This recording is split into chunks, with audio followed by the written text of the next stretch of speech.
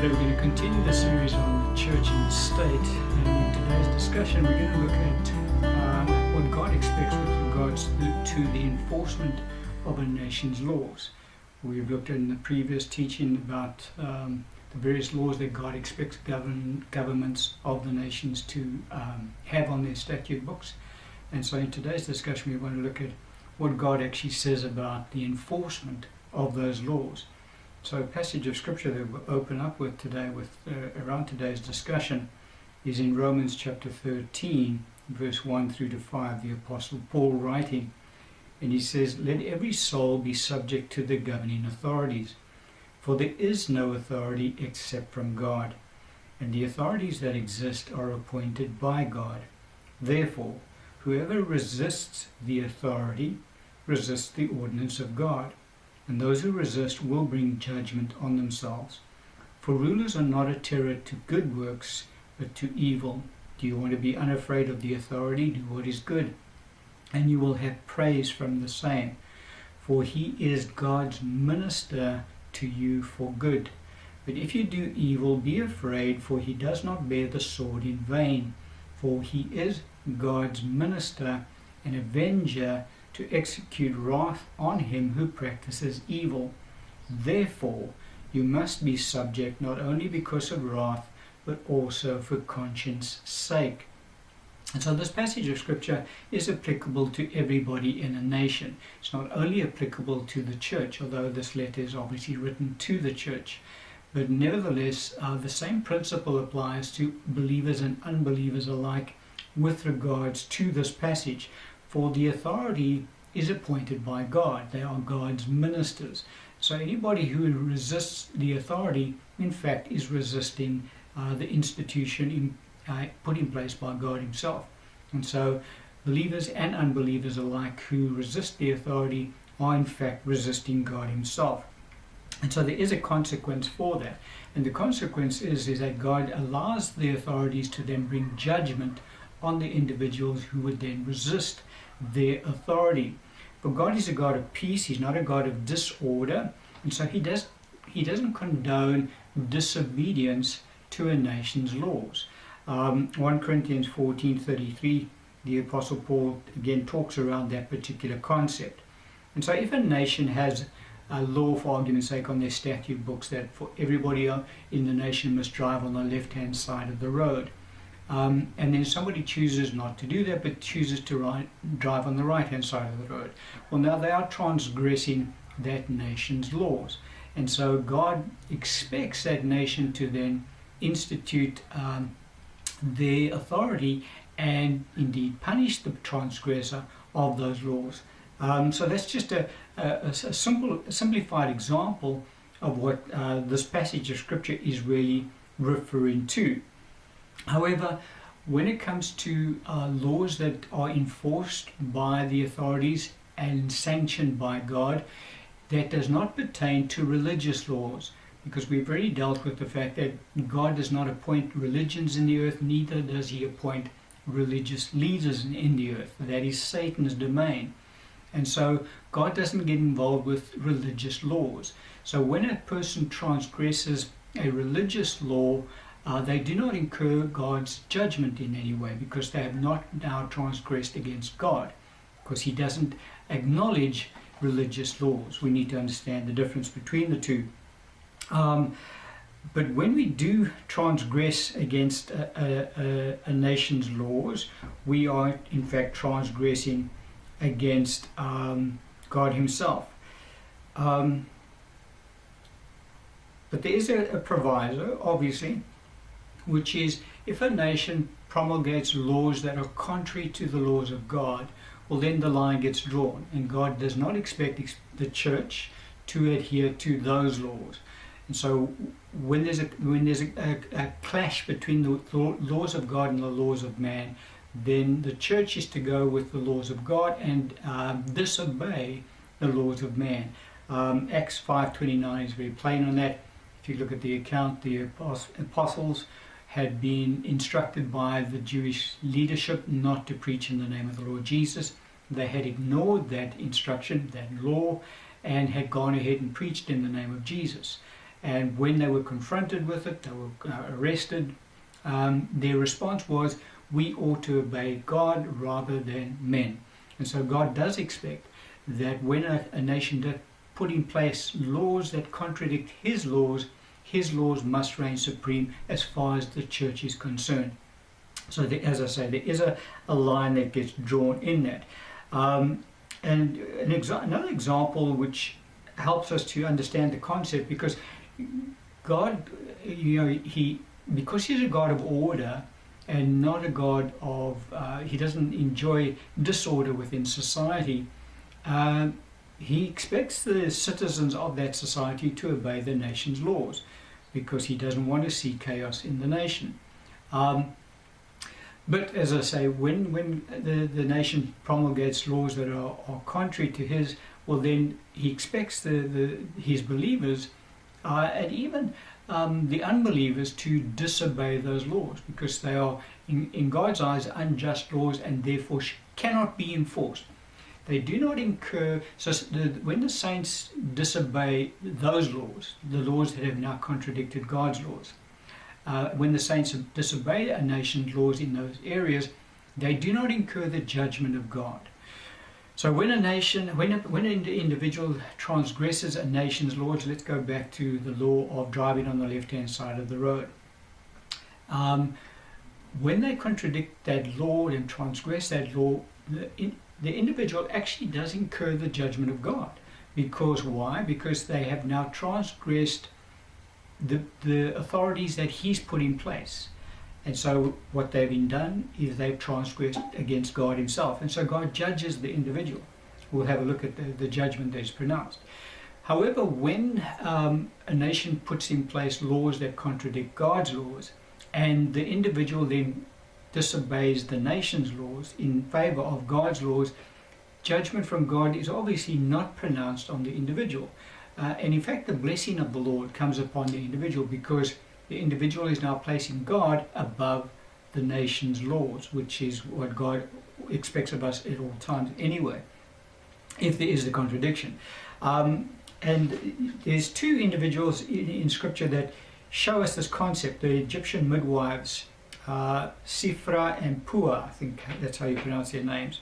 They refused to obey their government's law. If you go read the account in Scripture, I think it's Exodus chapter 1, 15 to 21. Egypt had put in place a law that specified that the midwives were to kill all male Jewish babies that were born. These two midwives disobeyed that law because they recognized that it was, transgressing God's law, really, that you shouldn't murder, for argument's sake. And so they disobeyed that law. And what actually happened is that God blessed the two of them, and the Scripture says He dealt well with them and He provided households for them. Because, why? They had submitted to His law and transgressed the nation's law, which was contradictory to God's law. And so when the individual favors God's law above a nation's law, God blesses the individual, judgment doesn't come. And so it's just something that we need to recognize with regards to that particular issue. But with regards to contravening of a nation's laws, God expects the governments to have in place, the authorities in those nations, to have in place structures that enforce their laws. Because it's only if the law is enforced that people then begin to obey those laws and begin to respect those laws. And so God does expect that the different governments of the earth have structures in place, like the police and the judiciary and the penal system, whatever systems may be in place, to swiftly deal with those who would transgress against the laws. That's why Paul talks about the fact that God gives them the sword, and He expects them to use that sword. And in doing that, in using the sword, they are in fact pronouncing judgment on the individual with the blessing of God, because God is now supportive of the various governments in the earth in enforcing their laws. Now I'm talking about normal, just laws, driving on the left-hand side of the road, for argument's sake.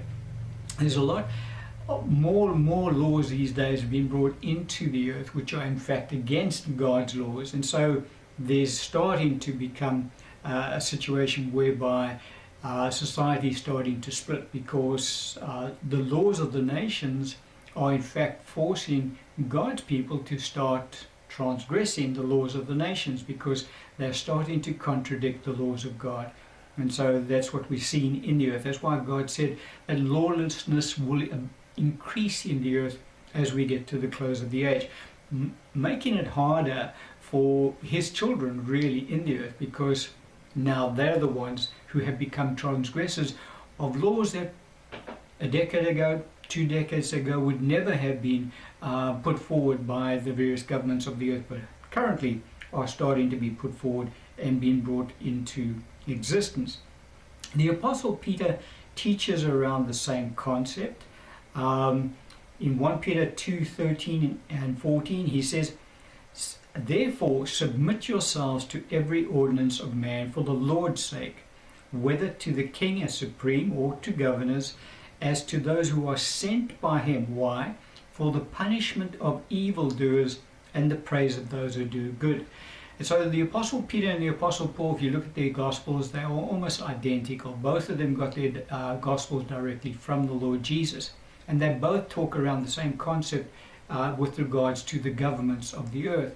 Now, Paul says we obey the authorities in our nations not only because of wrath's sake, in other words, they can use the sword against us if we choose to transgress the laws that they put in place, if we choose to disobey the authorities, but he says also for conscience sake, because Paul always lived his life in obedience to his conscience, because the conscience is given to us by God to help us to choose right and reject evil. Peter, in his discourse, he talks about we submit to the laws of man for the Lord's sake. So there's another aspect that Peter brings across, that it's because, why? Because God has put those authorities in place, and so he expects us to obey the authorities he's put in place. And so that's why we obey the authorities in the nations. Nevertheless, he also goes on about the fact that the governors are there specifically put in place by God for one purpose, or two really. The one is the punishment of the evildoers and rewarding of those who do good. Now, Paul spoke around the same concept as well in the passage we had a look at. And so God expects the authorities that he places into the earth to punish the evildoers and reward those who do good. And nations that do that actually do enforce their laws, receive blessing from the Lord. Obviously, if they have just laws. The more unjust laws they have, well, then the line becomes blurred again and the blessing is lifted. But if they have normal laws, because I mean, driving on the left-hand side of the road or the right-hand side of the road means nothing in the kingdom of God. However, on the earth it means a lot, and so God expects us to obey that law. It's not a case of if you drive on the right-hand side of the road, it affects your salvation, because now you're not a child of God anymore. That has nothing to do with that. It's purely how society functions, and so God expects believers to be fully submissive to the laws of the land. With regards to the sword that is used, God also speaks around that concept as to how he expects the sword to be applied. Because don't forget, he's delivered the sword into the hands of those whom he raises up in authority, and he expects them to use that sword. Because if they don't, what happens is the nation becomes more and more lawless, because they recognize, I can transgress this law, there's no punishment, and so they transgress more and more laws. But if a society is diligent in applying the sword, then what happens is the society becomes more lawful and law-abiding. Why? Because they recognize, if I transgress in this area, I'm going to incur the sword, so rather let me not transgress and just be obedient. And thus peace and order reigns in the nation. And so that's how God's order is actually to be enforced in the earth. But as I say, God also talks around the concept of the sword, how it should be applied. We pick that up in Leviticus chapter 24, verse 17 to 22. God speaking, he says, "Whoever kills any man shall surely be put to death. Whoever kills an animal shall make it good, animal for animal. If a man causes disfigurement of his neighbor, as he has done, so shall it be done to him. Fracture for fracture, eye for eye, tooth for tooth. As he has caused disfigurement of a man, so it shall be done to him. And whoever kills an animal shall restore it, but whoever kills a man shall be put to death. You shall have the same law for the stranger and for one of your own from your own country, for I am the Lord your God. And so, a lot of people know this scripture, eye for an eye and tooth for a tooth. All that God is saying is that when a nation's laws are to be enforced, then the punishment incurred for the transgression must never be less than the transgression and must never be greater than the transgression. There must be equitable punishment that is meted out when a transgression of a nation's law takes place. And we're going to end the teaching on that point.